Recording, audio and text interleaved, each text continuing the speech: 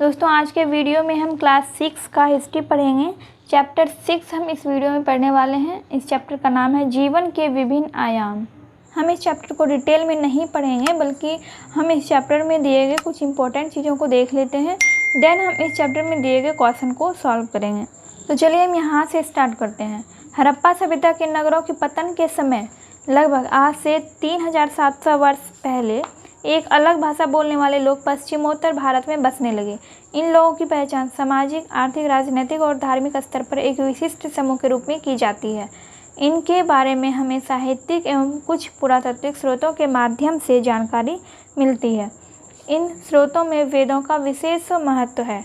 वेदों की संख्या 4 है: ऋग्वेद, यजुर्वेद, सामवेद और अथर्ववेद। कि आज से लगभग 3700 वर्ष पहले एक अलग भाषा बोलने वाले लोग पश्चिमोत्तर भारत में रहते थे। तो इनकी पहचान जो है इन्हीं आधार पर की जाती थी, भाषा के आधार पर इनकी पहचान की जाती थी।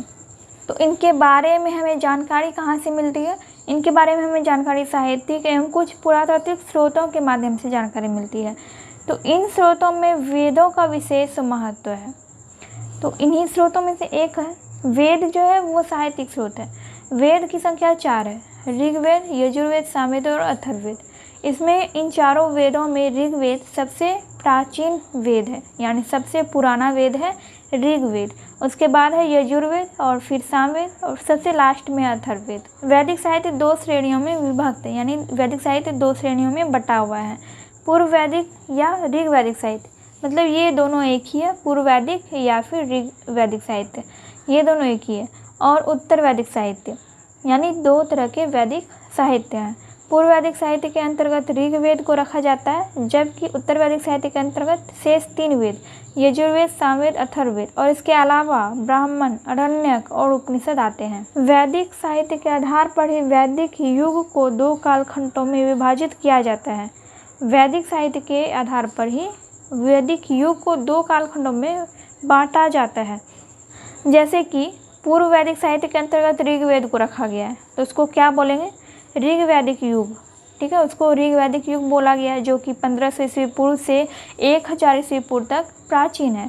एवं उत्तर वैदिक युग 1000 ईस्वी पूर्व से 600 ईस्वी पूर्व। उत्तर वैदिक साहित्य के अंतर्गत रखा गया है यजुर्वेद, सामवेद और अथर्ववेद को, तो इसको बोलेंगे उत्तर वैदिक युग।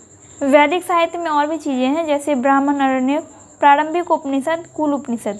तो इसकी संख्या यहाँ पे दी गई है। वेद की संख्या 4 है, ब्राह्मण की संख्या 9 है, आरण्यक की संख्या 6 है और प्रारंभिक उपनिषद इसकी संख्या 13 है। कुल उपनिषद की संख्या 108 है। इन्हें कई सदियों के बाद लिखा गया। वेद को कई सदियों के बाद लिखा गया, इसीलिए वेद को श्रुति भी कहते हैं, यानी श्रुति मतलब सुना हुआ। वेद को कई सदियों के बाद लिखा गया था, इसीलिए वेद को श्रुति भी कहते हैं। और वेद की भाषा क्या है? प्राक संस्कृत या वैदिक संस्कृत, जो कि अभी के संस्कृत भाषा से थोड़ी अलग हुआ करती थी। और इन वेदों में प्रार्थनाओं की रचना करने वाले लोग कभी कभी खुद को आर्य कहते थे। और इन आर्यों के शत्रु हुआ करते थे दास या दस्यु, जैसा कि आप यहाँ पे देख रहे हैं। आर्यों के विरोधी दास एवं दस्यु के बारे में कहा गया है कि वे आर्यों के देवताओं में श्रद्धा न रखने वाले तथा यज्ञ न करने वाले थे, अतः उन्हें आर्यों का बड़ा शत्रु बताया गया है। दास एवं दस्यु जो थे वो आर्यों के बड़े शत्रु थे, सबसे बड़े शत्रु थे आर्यों के। यहाँ पे दिया गया है आर्यों का बसाव, यानी वैदिक आर्य जो है वो कैसे भारत आए और कहाँ पे वो रहते थे, किस क्षेत्र में वो रहते थे। फिर यहाँ पे आपको इस पेज में देखने को मिलेगा ऋग वैदिक काल 1500 ईस्वी पूर्व से 1000 ईस्वी पूर्व। ऋग वैदिक काल के बारे में हम कुछ पढ़ लेते हैं। ऋग्वेद से हमें पता चलता है कि जिनके पास अधिक गाय थी वह धनी माने जाते थे। गाय को लेन देन का एक खास साधन माना जाता था। गायों को प्राप्त करने के लिए आर्यों का एक कबीले से दूसरे कबीले तथा पहले से रहने वाले लोगों के साथ अक्सर युद्ध हुआ करता था। मतलब गाय जो है ऋग वैदिक युग में बहुत ही ज़्यादा इम्पोर्टेंट थी। गाय बहुत ज़्यादा इम्पोर्टेंट हुआ करती थी ऋग वैदिक युग में। ऋग वैदिक काल में आम लोगों की संस्था के रूप में विदत का सबसे ज़्यादा महत्व था, लेकिन धीरे धीरे विदत का महत्व घटता गया और इसका स्थान सभा एवं समिति ने ले लिया। सभा का विशिष्ट स्थान था, जिसके सदस्य केवल प्रतिष्ठित लोग हुआ करते थे, जबकि समिति आम लोगों की संस्था थी। ऋग्वैदिक काल में आर्यों का मुख्य पेशा पशुपालन था। और इस पेज में भी आपको ऋग वैदिक काल के बारे में ही देखने को मिलेगा। फिर यहाँ पे है उत्तर वैदिक काल। दोस्तों मैं इस वीडियो में आपको पूरा चैप्टर डिटेल में नहीं पढ़ा सकती, इसलिए आपको चैप्टर खुद से पढ़ना है। मैं इस चैप्टर के क्वेश्चंस आपको सॉल्व करवा देती हूँ।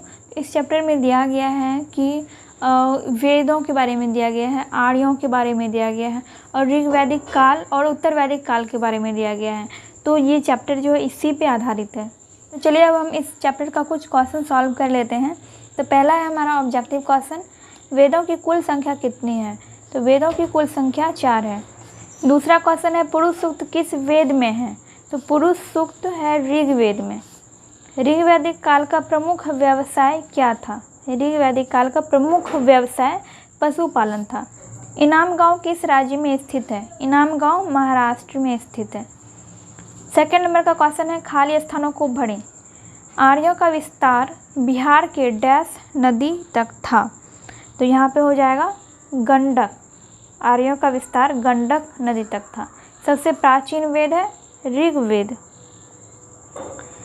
ऋग्वेद सबसे प्राचीन वेद है। ऋग्वैदिक आर्य डैश अनाज पैदा करते थे? ऋग्वैदिक आर्य यव अनाज पैदा करते थे। इनाम गांव डैश बस्ती है? इनाम गांव ताम्रपाषाण बस्ती है। ताम्रपाषाण। जब आप इस चैप्टर को पढ़ेंगे तो आपको सारे क्वेश्चन के आंसर आपको इस चैप्टर में मिल जाएंगे।